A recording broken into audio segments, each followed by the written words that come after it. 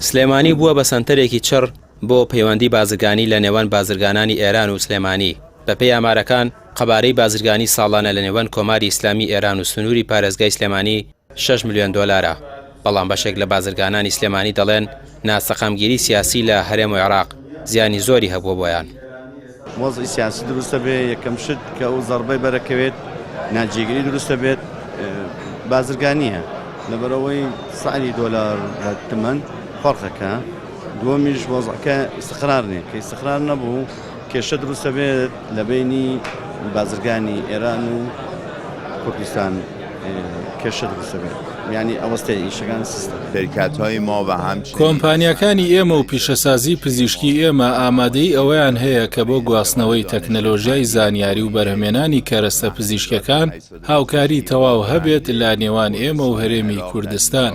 بەتایبەت ئەوانی ئامادەییان هەیە بۆ ئەنجامدانی گرێبەست لەگەڵماندا. زۆربەی بازرگانی لە نێوان ئێران و سلێمانیدا لە بابەتی خواردەمەنی و پێداویستی تەندروستی و کارەباییە. لەم کۆڕبەندەشدا بازرگانانی نێوان هەردوو وڵات ڕوبەڕوو باسییان لە ئاڵوگۆڕی کارەکانیان کرد کە پێکاتبوون لە 33 بازرگانی ئێران و 55 بازرگانی کورد بۆ ماوەی 3 ڕۆژیش لە شاری سلێمانی بەردەوام دەبێت. بەڵێ ئەو جۆرە کاڵانەی کەوا زۆرترین کاڵە هاوردا ئاکرێت لە وڵاتی جمهوری ئیسلامی ئێران خۆراکە و پاشان پێداویستی پزیشکی و بیناسازی و کارەبایات و هەموو جۆرێکەوە بتواندرێت کە کەڵکی لێو بگەندرێ و هەرێمی کوردستان پێویستی بێ هاوردا ئاکرێت.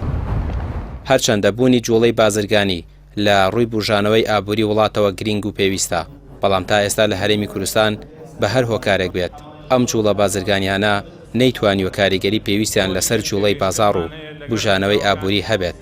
ڕەنگە هۆکارێکی سەرەکی کۆنتڕۆڵکردنی ئابووری و بازرگانی وڵات بێت لەلایەن حیزبە دەسەڵاتدارەکان و وەرپرسەکانیانەوە کە بەهۆیەوە ئیشوکار و بازرگانی کەسانی دیکە لاواز بووە.